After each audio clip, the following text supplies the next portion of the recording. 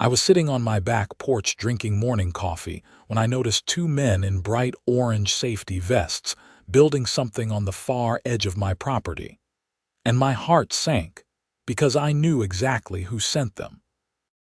The Henderson Pines Homeowners Association had been a thorn in my side ever since I moved to this planned community outside of Scottsdale, Arizona, 3 years ago.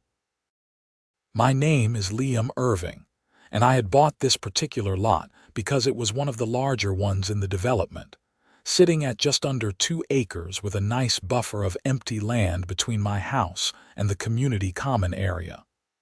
Or at least, I thought it was empty land that belonged to me. I set down my coffee mug and walked across my lawn toward the two workers.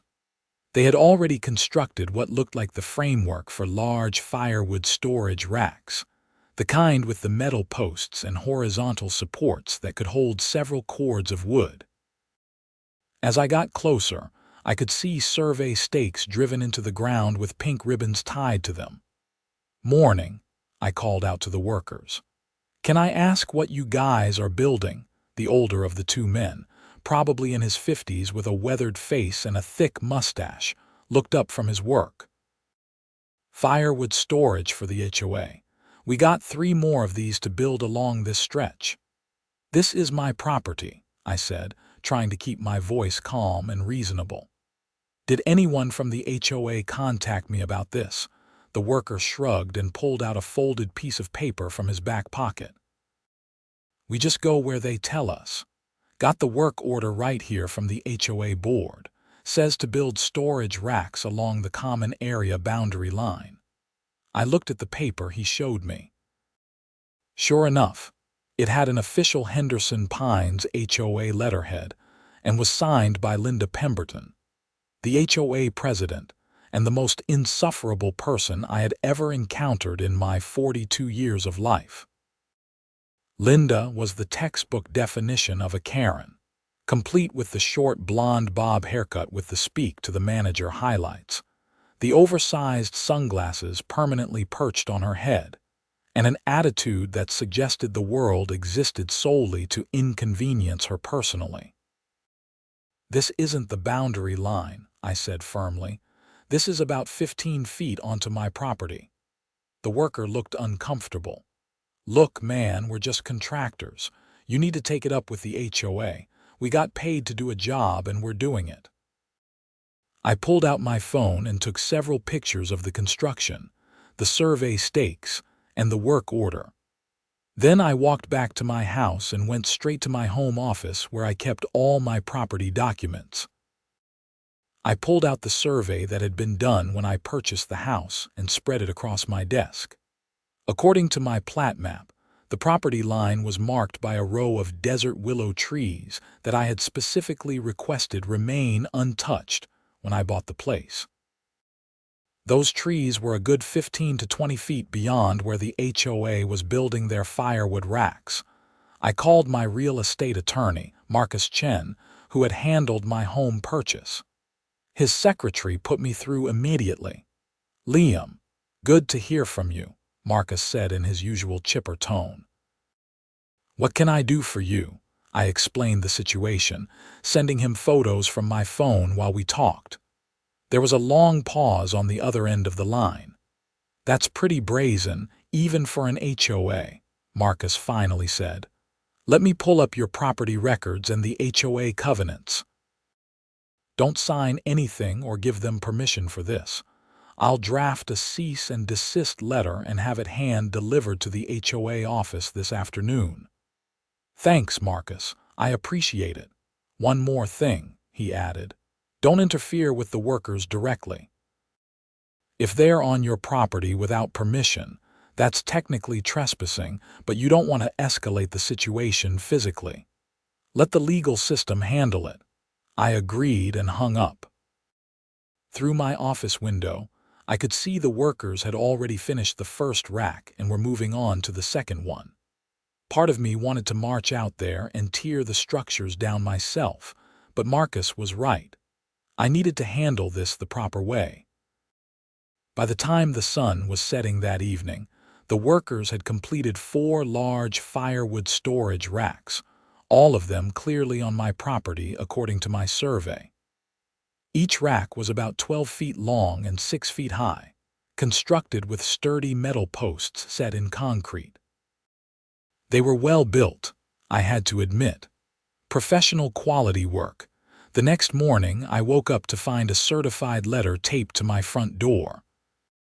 I opened it to find a notice from the HOA informing me that I was in violation of community standards for having unapproved structures visible from my rear property line, and demanding that I either screen them from view or have them removed within 30 days. The letter was signed by Linda Pemberton and dated the previous day before the racks were even built. I actually laughed out loud. They had pre-written a violation notice for structures they were about to build on my property. The audacity was almost impressive. My phone rang. It was Marcus. "I hand-delivered the cease and desist yesterday at 4 p.m., he said. I served it directly to Linda Pemberton at the HOA office. She read it in front of me. And what did she say? She said, and I quote, that you were mistaken about your property boundaries and that the HOA had every right to build on common area land. She said you were a troublemaker who had been trying to undermine the board since you moved in." That last part was partially true. I had attended HOA meetings and voted against several of Linda's proposed initiatives, including a monthly fee increase that would have gone toward landscaping improvements for homes on the board member street only. I had also filed complaints about selective enforcement of rules. Linda would cite some homeowners for minor violations like slightly overgrown hedges while completely ignoring major violations by her friends, like one board member who had converted his garage into a rental unit without proper permits. "So what's our next move?" I asked Marcus. "I'm ordering a professional boundary survey. It will cost about $1,500, but we need an independent surveyor to officially mark where your property lines are. Once we have that, if the HOA structures are on your land, we can demand removal and potentially sue for trespassing and property damage." "Do it," I said without hesitation. 3 days later, a surveyor arrived and spent half a day taking measurements, driving stakes, and marking boundaries. When he finished, he provided me with a certified survey that confirmed exactly what I already knew. The 4 firewood racks were between 14 and 18 feet onto my property. The actual boundary line was marked by the desert willow trees, just as my original survey had indicated. Armed with this new survey, Marcus sent another letter to the HOA board, this time demanding immediate removal of the structures and compensation for the cost of the survey and legal fees. He gave them 14 days to respond.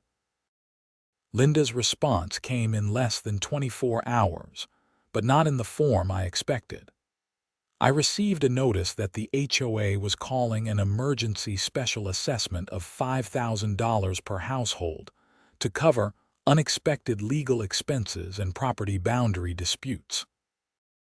The notice made it clear, though not explicitly, that these expenses were due to my frivolous claims against the association. I immediately called Marcus again. Can they do that? Can they just assess everyone in the neighborhood because of a dispute with me? Technically, yes, if they follow proper procedures for a special assessment, Marcus said. But this is going to backfire on them spectacularly. They're essentially admitting they have a legal dispute over property boundaries, and they're making all your neighbors pay for their mistake. This is going to turn people against the board, not you. He was right. Within days, my email inbox and phone started blowing up with messages from neighbors. Most of them were angry, but not at me. They wanted to know what was really going on and why they were being charged $5,000.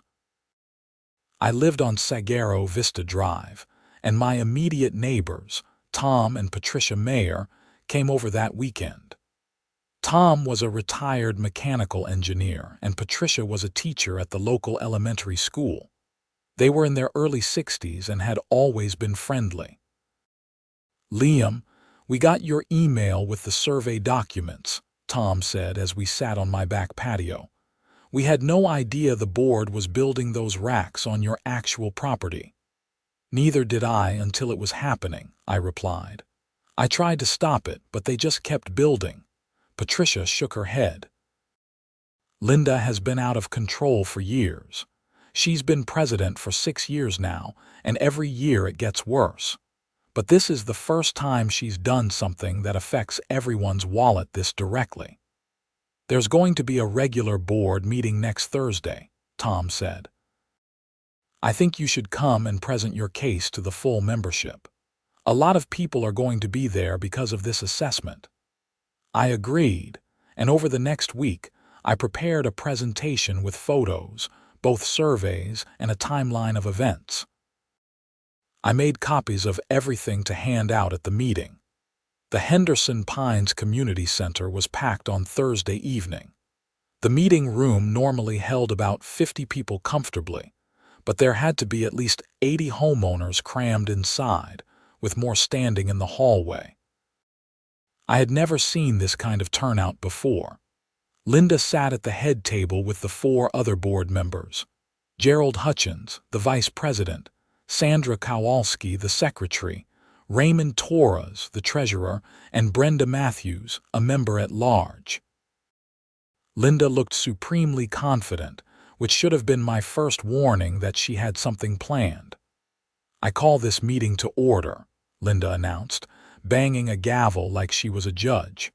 "We have a full agenda tonight, including the special assessment that was sent out last week."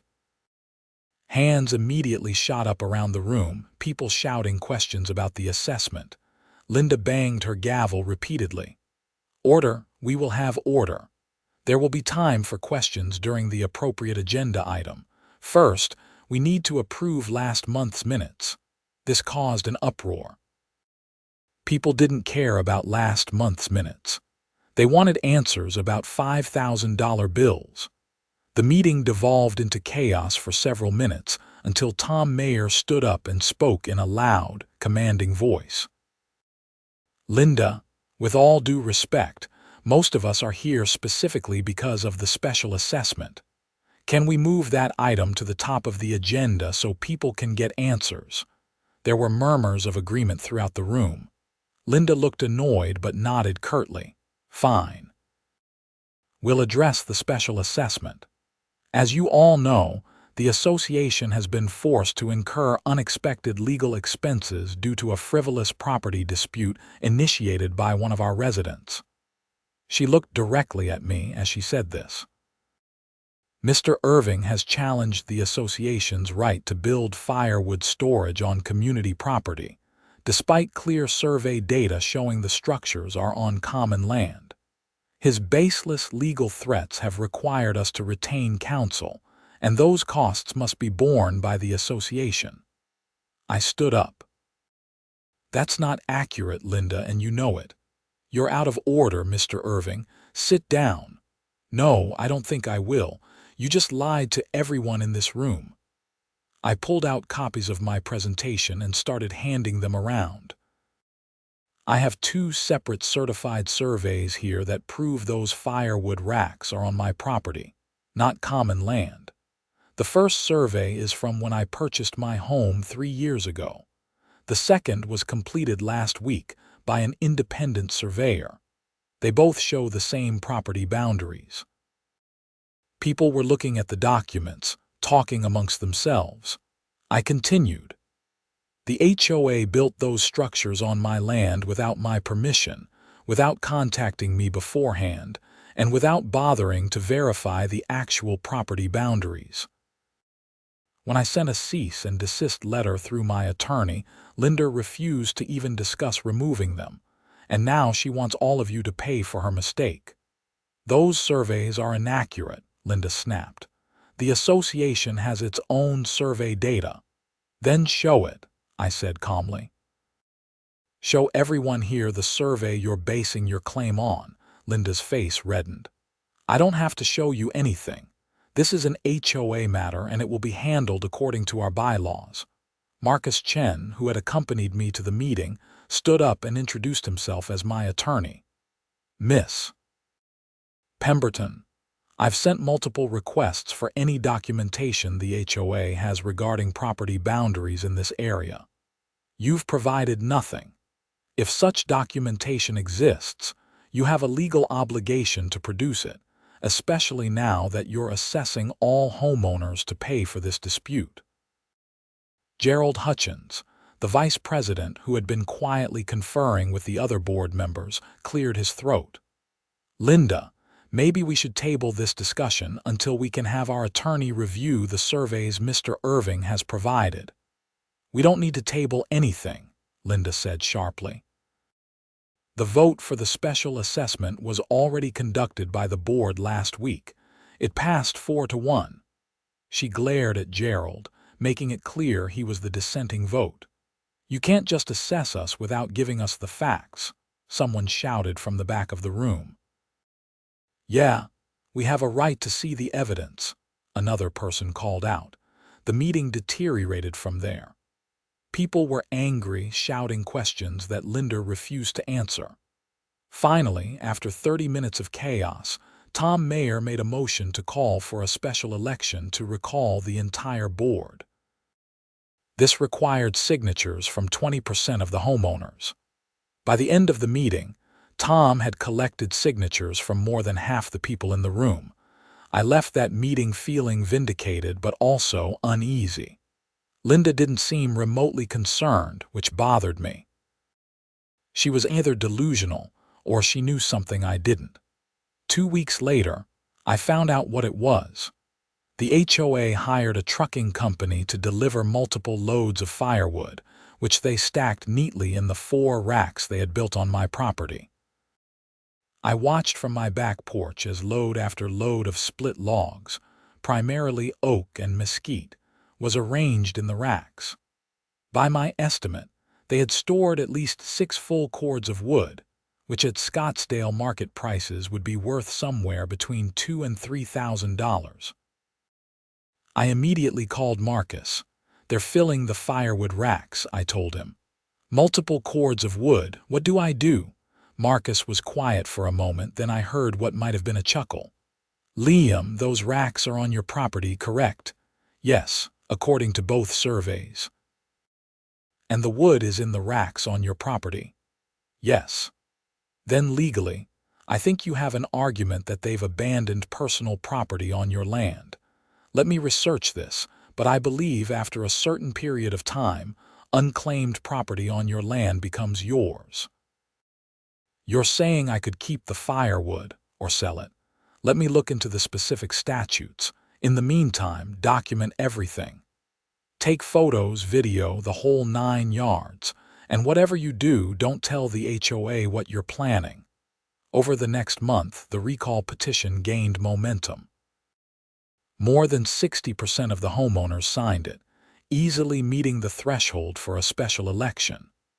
The HOA bylaws required the board to hold the election within 45 days of receiving a valid petition. Meanwhile, the firewood sat in the racks on my property. Linda sent me several emails demanding that I not interfere with the HOA's property. I didn't respond to any of them, following Marcus's advice. Marcus did his research and found that under Arizona law, personal property stored on someone else's land without permission for more than 30 days could be considered abandoned. Additionally, since the structures holding the wood were also on my property without permission, I had even stronger grounds to claim ownership of everything. On day 31, I listed the firewood for sale on Craigslist and Facebook Marketplace. Scottsdale has cold winters by Arizona standards, and lots of people have fireplaces or outdoor fire pits. Within hours, I had multiple interested buyers. The first buyer, a contractor named Jose who supplied firewood to several restaurants with wood-fired pizza ovens, came by that afternoon with a truck and a trailer. He inspected the wood, noting that it was quality hardwood, properly split and dried. "I'll give you $1,800 for all of it," he offered. "Deal," I said. We shook hands, and Jose spent the next 2 hours loading every single log onto his truck and trailer. He paid me in cash, and I gave him a handwritten receipt. I took photos and videos of the entire transaction. By the time the sun set, the 4 firewood racks stood completely empty on my property. I have to admit, I felt pretty satisfied with myself. The next morning, I woke up to find Linda Pemberton standing in my front yard, screaming at the top of her lungs. "You stole HOA property. That wood was worth thousands of dollars. I'm calling the police." I opened my front door, phone in hand, already recording. "Linda, you built structures on my property without permission and stored personal property on my land. Under Arizona law, that wood was abandoned. I sold it." "You can't do that. That's theft, actually. You're the one who's been trespassing on my property for over a month. I have 2 certified surveys that prove it. Now please get off my lawn before I call the police for harassment." Linda's face turned an alarming shade of purple. She jabbed her finger toward me. "You're going to pay for this. The HOA is going to sue you for every penny plus damages." "Looking forward to it," I said calmly. She stormed off, and I sent the video to Marcus immediately. He called me back within minutes, laughing harder than I'd ever heard him laugh. "This is perfect," he said between chuckles. "She's threatening to sue you for removing abandoned property from your own land. Please tell me you documented the sale. Photos, video, and a receipt. Beautiful. Let them sue. We'll countersue for trespassing, property damage, and probably harassment at this point." True to her word, Linda had the HOA file a lawsuit against me within the week. The claim was for theft of property and demanded payment of $3,000 for the firewood, plus punitive damages and legal fees. The total demand was close to $15,000. Marcus filed a motion to dismiss, along with a countersuit on my behalf against the HOA for trespassing, property damage, illegal construction on private land, harassment, and intentional infliction of emotional distress. We asked for removal of the structures, actual damages of $5,000, and punitive damages of $50,000. The case was assigned to Judge Maria Gonzalez in Maricopa County Superior Court. The preliminary hearing was set for 6 weeks out, which gave both sides time to prepare. In the meantime, the special election to recall the board took place. The turnout was unprecedented for an HOA election. When the votes were counted, all 5 board members, including Linda, were removed from their positions. Tom Mayer was elected as the new president, and 4 other level-headed homeowners joined him on the new board. One of Tom's first acts as president was to have the HOA attorney review the lawsuit against me. After examining all the evidence, including both surveys, the attorney advised the HOA to drop the case immediately and settle my countersuit. Linda, however, wasn't done. Even though she was no longer on the board, she had apparently convinced the other former board members to continue the lawsuit personally. This was a bizarre move, since they no longer represented the HOA and had no personal stake in the firewood. But Linda was nothing if not stubborn. This decision would prove to be catastrophic for her. At the preliminary hearing, Judge Gonzalez reviewed the basic facts of the case. She looked at the surveys, the timeline of events, and the evidence of the firewood sale. Her expression grew increasingly skeptical as the former board member's attorney, a nervous-looking young man named Chad Simpson, tried to argue that I had stolen HOA property. "Let me make sure I understand this correctly," Judge Gonzalez said. Your clients built structures on Mr. Irving's property without permission, despite being notified that the structures were on his land. Then they filled those structures with firewood, and now they claim Mr. Irving stole their property? Yes, Your Honor, Chad said. The firewood belonged to the HOA, and Mr. Irving had no right to sell it. But it was on his property that your clients were trespassing on. The HOA believed in good faith that the land was common area. Judge Gonzalez held up the surveys.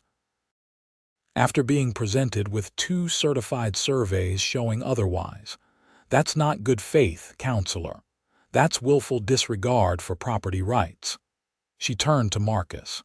Mr. Chen, I'm inclined to grant your motion to dismiss the claims against your client. I'm also inclined to hear arguments on the countersuit, but I want to give the plaintiffs one opportunity to withdraw their case and settle this matter before we proceed further. Mr. Simpson, I suggest you speak with your clients. During the recess, I watched through the courtroom window as Chad spoke urgently with Linda and the other former board members in the hallway. Linda was shaking her head adamantly, her arms crossed. The others looked uncomfortable, but seemed to be deferring to her. When we reconvened, Chad informed the judge that his clients wished to proceed with their case. Judge Gonzalez sighed. Very well. We'll proceed to a full hearing. I'm setting a trial date for 8 weeks from today. Both parties will have full discovery rights. This court is adjourned. The discovery process was illuminating. Through depositions and document requests, Marcus uncovered some troubling facts. The firewood that had been purchased and delivered to my property had been paid for using HOA funds, but there was no board vote authorizing the expenditure. Linda had unilaterally spent over $2,000 of association money without approval. Furthermore, Marcus discovered that Linda had a personal financial interest in the firewood operation. Her brother-in-law owned a tree trimming business, and he had been supplying the HOA with firewood at inflated prices. The HOA would then sell the firewood to residents during the winter months as a fundraiser, but the profits were minimal because of the high cost Linda was paying her brother-in-law. This explained why Linda was so determined to pursue the lawsuit. It wasn't really about the HOA or the firewood. It was about her family's side business, and I had just cost them a significant sale. Marcus also discovered something else during discovery. The construction company that built the firewood racks had been hired by Linda personally, not through the proper HOA bidding process. She had a friend who owned the construction company, and she'd given him the job without getting competitive bids, which violated the HOA bylaws. Armed with this information, Marcus filed an amended countersuit adding allegations of fraud, breach of fiduciary duty, and misappropriation of HOA funds. We also sent copies of our findings to the new HOA board. Tom Mayer called me the day after receiving the documents. "Liam, this is bigger than we thought," he said. "The new board is reviewing the HOA finances, and we're finding irregularities going back years. Linda's been running the HOA like her personal piggy bank. We're talking about tens of thousands of dollars in questionable expenses." "What are you going to do?" "We're hiring a forensic accountant, and depending on what we find, we might need to involve the police. This could be criminal." The trial began on a Tuesday morning in early December. The courtroom was surprisingly full. Many of my neighbors had shown up to watch, along with some local reporters who had gotten wind of the case through court filings. Chad Simpson called Linda as his first witness. She took the stand wearing a conservative business suit, her hair perfectly styled. She tried to present herself as a responsible HOA president who had been wronged by a difficult homeowner. "The Firewood program was an important community service," Linda testified. "We provided affordable firewood to residents during the winter months. Mr. Irving's theft of that firewood harmed the entire community. Marcus's cross-examination was methodical and devastating. Miss Pemberton, you testified that the firewood racks were built on common area property, correct? Yes. But you were served with a survey showing they were on Mr. Irving's property before the racks were even completed, weren't you? I didn't believe that survey was accurate. Did you order your own survey to verify the boundaries? Linda hesitated. No. Why not? I didn't think it was necessary. I trusted our existing records. What existing records? You didn't produce any survey or documentation in discovery showing that land was common area.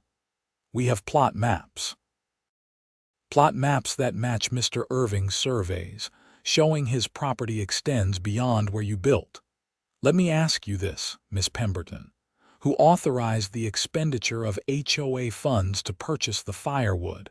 The board approved the firewood program. That's not what I asked.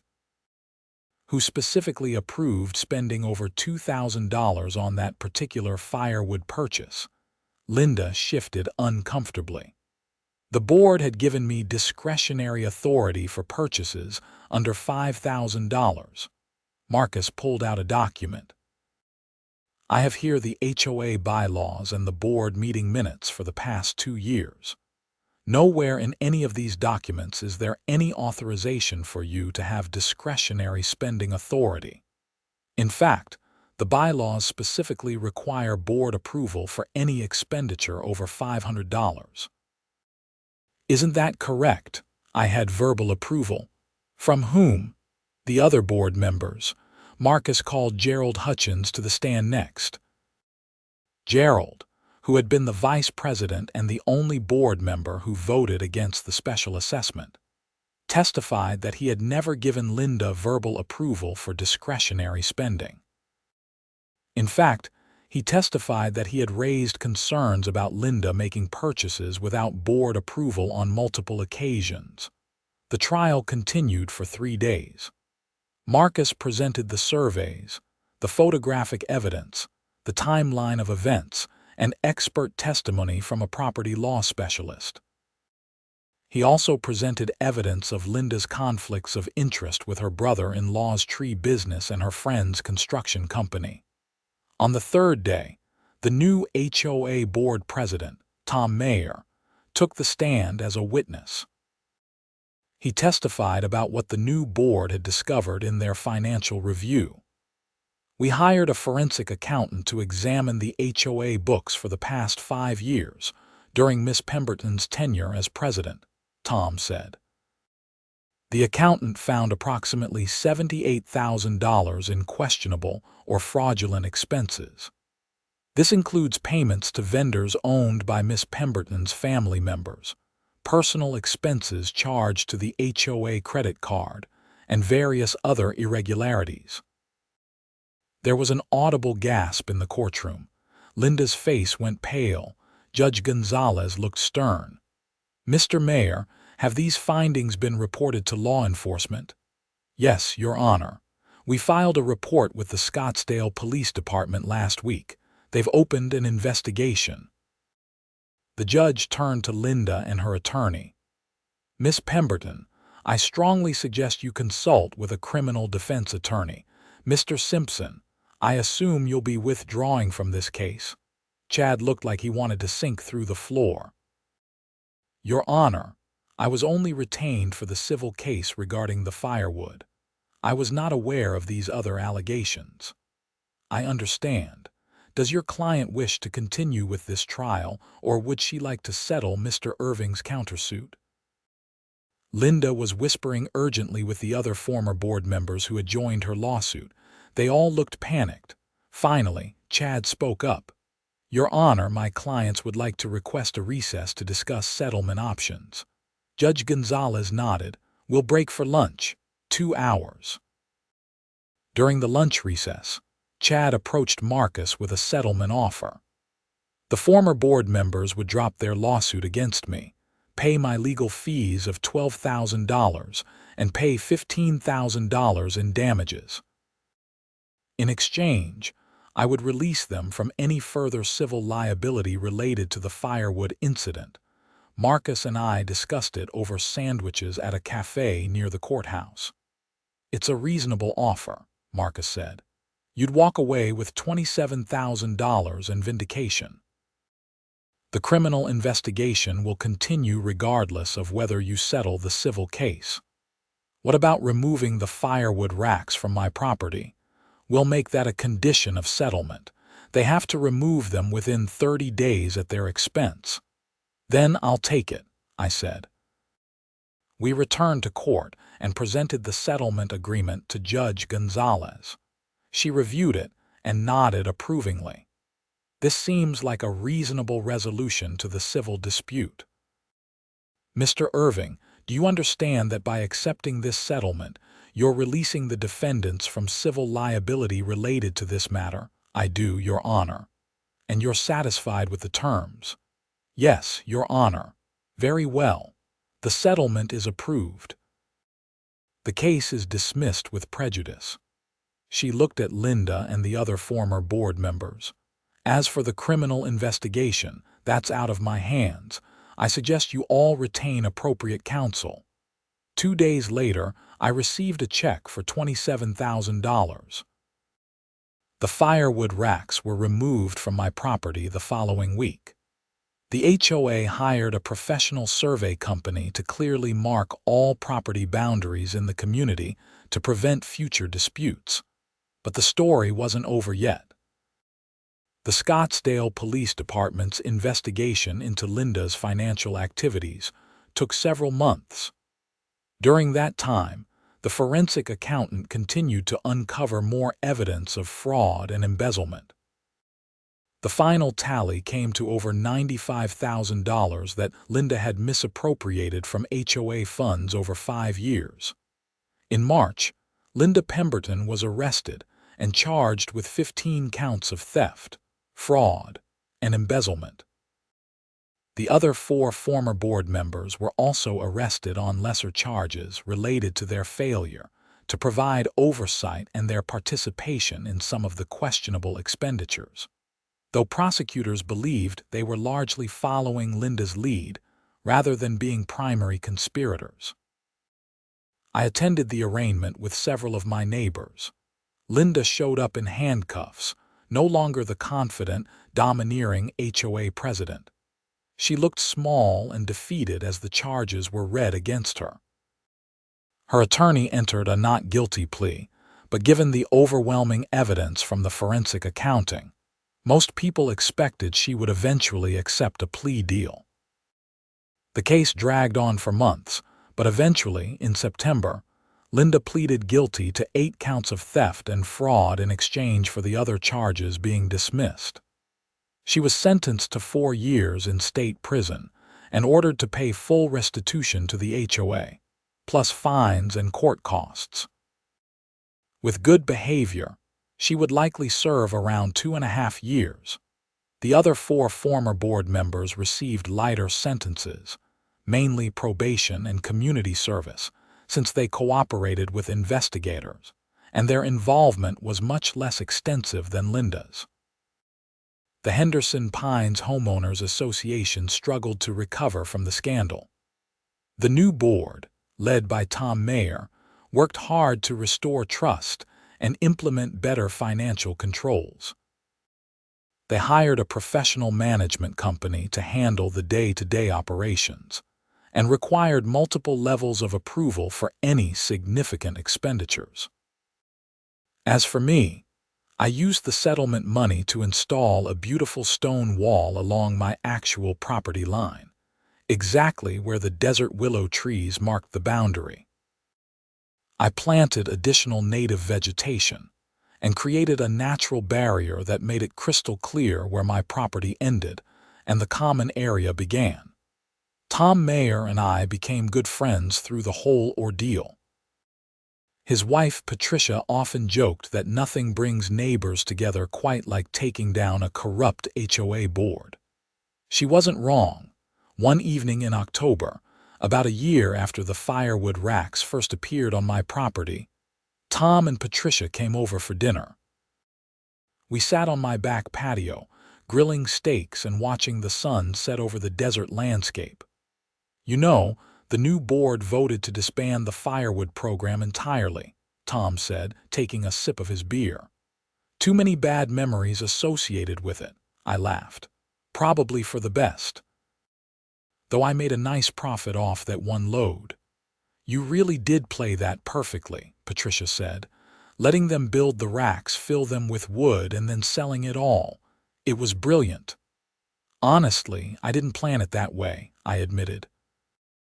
"I just wanted them to remove their structures from my property. Marcus was the one who figured out I could claim the abandoned wood." "Still," Tom said, "you turned their violation of your property rights into a winning position, and you exposed Linda's corruption in the process.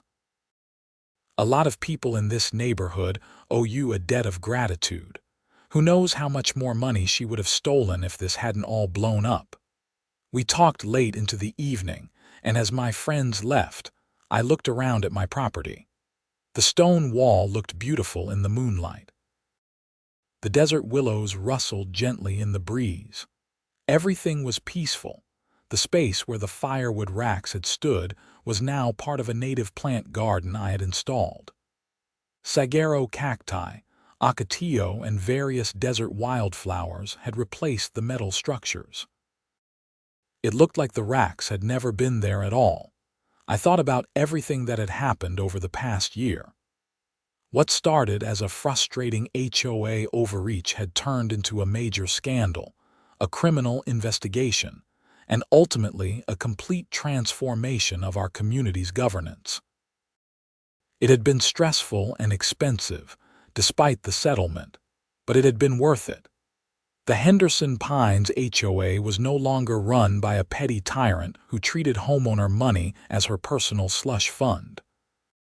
We had real accountability now, transparent finances, and a board that actually represented the interests of the community rather than lining their own pockets, and I had learned some valuable lessons. First, always know exactly where your property boundaries are and have the documentation to prove it. Second, HOA boards have a lot of power, but they're not above the law. Third, sometimes the best response to someone's aggressive overreach is to let them commit fully to their mistake before you respond. Those firewood racks that Linda built on my property ended up costing her everything. Her position on the board, her reputation, her freedom, and over $100,000 in restitution and legal fees. Meanwhile, I made $1,800 selling wood that she delivered right to my property. I went inside and poured myself a whiskey. Through the window, I could see the empty space where the firewood racks had been, now transformed into a thriving desert garden. Sometimes, I thought, the best revenge is simply letting people face the natural consequences of their own actions. My phone buzzed with a text from Marcus. He had become not just my attorney but a friend through this whole experience. The text read, "Hey, saw the news that Linda's appeal was denied. She'll serve the full sentence. Justice served. Want to grab dinner this weekend?" I texted back. "Absolutely. Let me know when and where." I sat on my couch, whiskey in hand, and reflected on the past year and a half. It had been a wild ride, from watching those workers build unauthorized structures on my land to watching Linda get led away in handcuffs. The Firewood scheme, as some neighbors had started calling it, had become legendary in our community. New homeowners moving into Henderson Pines were often told the story during welcome meetings. It served as both entertainment and education, a cautionary tale about what can happen when HOA boards abuse their power, and a reminder that homeowners have rights that must be respected.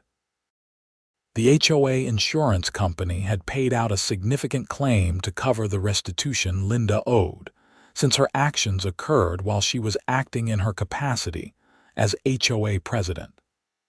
This meant the association was able to recover most of the stolen funds without having to further assess the homeowners. However, our insurance premiums went up significantly for the next several years. In December, the HOA held its annual meeting. The turnout was strong, with about 60% of homeowners attending. This was a dramatic change from the pre-scandal days when Linda would hold meetings with maybe 10 or 15 people showing up. Tom gave a presentation on the association's finances, showing that we were back on solid footing. The new management company had implemented robust controls and oversight. Every expenditure over $250 now required approval from at least 3 board members, and all financial records were posted online for homeowners to review monthly. "We've come a long way," Tom said to the assembled homeowners. "A year ago, we were dealing with the fallout of the biggest scandal in Henderson Pines history. Today, I'm proud to say we have one of the most transparent and well-run HOAs in Scottsdale. We should all be proud of what we've accomplished together." There was genuine applause. People felt good about their community again. The shadow of Linda's corruption was finally starting to fade. During the question and answer period, someone asked about the Firewood racks incident specifically. Tom handled it diplomatically. "That situation perfectly illustrated the problems we had with the previous board. They made decisions without proper authorization, without respecting property rights, and without accountability. The new board operates completely differently. We verify everything, we respect everyone's property rights, and we maintain multiple layers of oversight.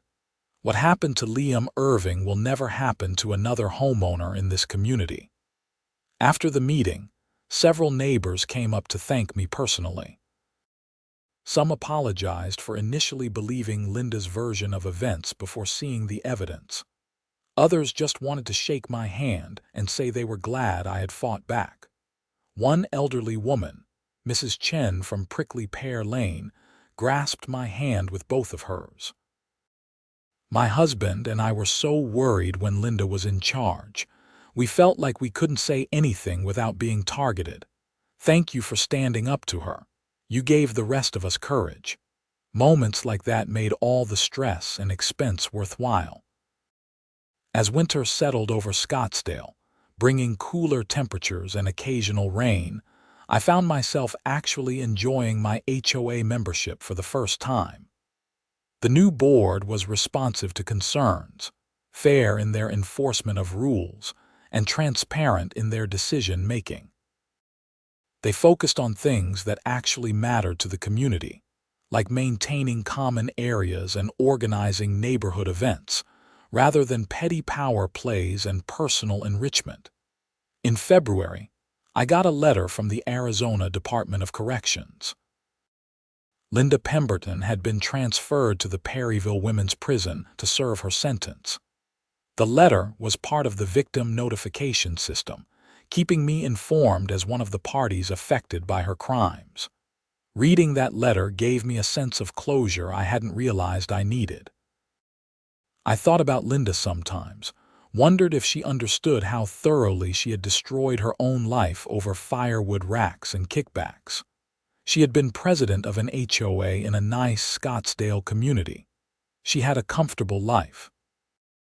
And she threw it all away because she couldn't resist skimming money from the association and running it like her personal fiefdom. The psychology of it fascinated me. What makes someone risk everything for relatively small amounts of money and petty power over their neighbors?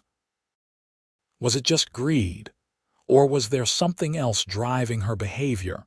I would never know the answer, and ultimately it didn't matter. What mattered was that justice had been served, my property rights had been vindicated, and my community was better off. In March, almost exactly 2 years after the firewood racks first appeared on my property, I was working in my desert garden when Tom came walking over. "Got some news," he said. The insurance company finally settled all the claims related to the Linda situation. The HOA received a check for the remaining amount she owed. We're officially whole again financially. That's great news, Tom. Yeah, and the board voted to use part of those recovered funds to give every homeowner a rebate on this year's HOA dues, $250 per household. Figure it's the least we can do after everything people went through. That's a good move. People will appreciate it. Tom looked at the garden where the firewood racks had once stood. You know, this looks really nice. You should enter the HOA landscaping competition this summer. I laughed. I don't know if I'm ready for that level of HOA involvement yet. Fair enough. But seriously, Liam, thank you. You could have just paid that first fine Linda sent you and moved on. Instead, you fought back and it exposed everything. This community is better because you stood your ground. After Tom left, I sat on my patio and looked at the garden. He was right that it had turned out nicely. The desert plants were thriving, and I had added some decorative stones and a small fountain that created a peaceful atmosphere. I thought about what Tom had said, about fighting back versus just paying the fine. He was right that taking the easy route would have been simpler, but it also would have let Linda continue her corrupt reign indefinitely. Sometimes doing the right thing is hard, but that doesn't make it less right. My phone rang. It was Marcus. Hey, Liam, just got an interesting call. There's a property rights advocacy group that wants to interview you about your HOA case. They're doing a documentary about HOA abuses and homeowner rights. Interested? What would it involve? An on-camera interview about what happened, showing the timeline of events, that sort of thing. They want to use your case as an example of how homeowners can successfully fight back against HOA overreach. I thought about it for a moment. Part of me wanted to just move on and forget about the whole thing, but another part of me recognized that my story could help other people who might be dealing with similar situations. Yeah, okay, I'll do it. Great. I'll send you their contact information. They're based in Phoenix, so it should be easy to coordinate. The interview took place a month later at my house. The documentary crew spent half a day filming, interviewing me about the timeline of events, the legal process, and the ultimate resolution. They filmed the area where the racks had been built and my current garden. They even got permission to film at the courthouse and included excerpts from the trial transcript. The documentary, titled Tyranny in the Homeowners Association, When Boards Go Rogue, was released 6 months later and included several cases from around the country. My segment focused on property rights violations and financial corruption. I received messages from people all over Arizona and beyond who had seen the documentary and were dealing with their own HOA nightmares. I tried to respond to as many as I could, offering advice and Marcus's contact information for those who needed legal help. One message particularly stuck with me. It was from a man in Nevada whose HOA had been trying to foreclose on his house over disputed fines. He watched my segment and realized he had similar issues with property boundaries and improper board procedures. He hired an attorney and successfully fought the foreclosure. His message thanked me for sharing my story and said I had literally saved his home. That message reminded me why it had been worth fighting. It wasn't just about firewood racks or $1,800 or even exposing Linda's corruption. It was about standing up for the principle that property rights matter and that HOA boards can't just do whatever they want without accountability. Time moved on.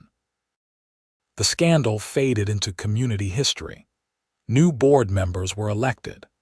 Tom Mayer served 2 terms as president before stepping down to let others lead. The Henderson Pines HOA became known as one of the better managed associations in the Scottsdale area, partly because of the reforms implemented after the scandal. I continued to live in my house, enjoying my desert garden and the peace that came from knowing my property rights were secure. The stone wall I had built along my property line stood as a permanent reminder of where my land began and ended, making future boundary disputes impossible. Linda served her full sentence and was released from prison after 4 years. I heard through the neighborhood grapevine that she moved to a different state to live with relatives, hoping to escape the stigma of her conviction. I felt no particular satisfaction in knowing she had served her time. By then, the whole situation felt like ancient history. But the lessons remained. I learned that HOA boards need strong oversight and that homeowners must stay engaged with their associations to prevent abuse. I learned that proper documentation, especially surveys and photographs, can be crucial in property disputes. And I learned that sometimes the best strategy is patience, letting your opponents commit fully to their mistakes before you respond. The empty firewood racks sitting on my property for a month before I sold the wood had felt frustrating at the time. But that patience allowed me to document everything, to let Linda commit to her position fully, and to ultimately prove not just that she was wrong about the property line, but that she was engaged in a broader pattern of corruption. Looking back on everything that happened, I wouldn't change my decisions. Yes, it was stressful and expensive, despite the settlement. Yes, it took time and energy that I could have spent on other things. But it was worth it to protect my property rights, to help clean up my community's governance, and to ensure that what happened to me wouldn't happen to someone else. 5 years after the firewood racks first appeared on my property, I was sitting on my back patio on a cool December evening when Patricia Mayer came by with a plate of Christmas cookies. "Thought you might like these," she said. "Tom's at a board meeting, planning next year's community events. He's still involved even though he's not president anymore. You know Tom. Once he gets invested in something, he stays invested. Plus, he wants to make sure the reforms we put in place stick." We sat together, eating cookies and watching the sun set. My desert garden was mature now, looking exactly how I had envisioned it when I first planted it in the space where the firewood racks had stood. "You ever think about how different things would be if you had just let Linda have her way?" Patricia asked. "Sometimes," I admitted. But then I remember that letting bullies have their way never ends well. She would have kept stealing from the HOA, kept violating people's rights, kept making our community worse. Someone had to stop her. "Well, I'm glad it was you. You've got integrity, Liam. Not everyone would have fought as hard as you did." After Patricia left, I sat alone in the gathering darkness, thinking about integrity and principle, and the importance of standing up for what's right even when it's difficult. The firewood rack incident had tested me in ways I hadn't expected when I first moved to Henderson Pines. But I had passed that test, and in doing so, I had helped transform my entire community for the better. The night air was cool and crisp, perfect weather for a fire. For a brief moment, I thought about how ironic it was that I had no firewood, having sold it all. But then I laughed at the thought. I had never really wanted the firewood. I just wanted Linda and the HOA to respect my property rights. I got exactly what I wanted and then some. The firewood money was just a bonus, a satisfying bit of poetic justice in a story that ultimately ended the way it should have. The right people won, the wrong people faced consequences, and the community came out stronger. As I went inside for the night, I took one last look at my property line, clearly marked by the stone wall and thriving desert plants. No one would ever build unauthorized structures on my land again. And no HOA president would ever again run Henderson Pines like a personal kingdom, skimming money and violating homeowner rights without accountability. The firewood racks were gone, Linda was gone, and all that remained was a well-managed community, and a lesson learned about the importance of standing up for your rights. Sometimes the smallest incidents lead to the biggest changes, and sometimes $1,800 worth of firewood can bring down an entire corrupt system. In the end, justice prevailed, as it usually does when good people refuse to back down. And I got a pretty nice desert garden out of the deal too.